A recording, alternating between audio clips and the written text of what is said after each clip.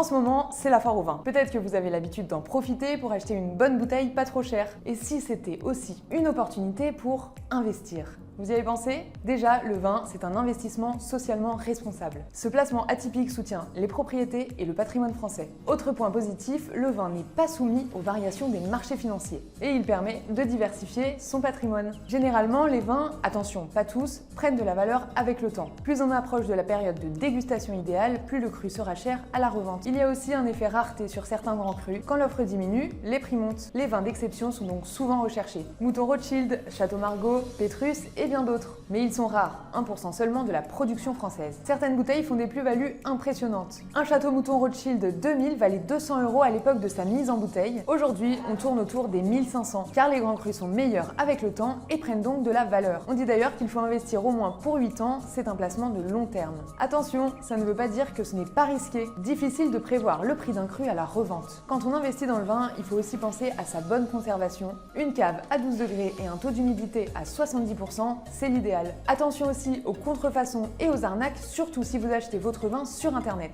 Pensez aussi à vérifier la liste blanche de l'AMF.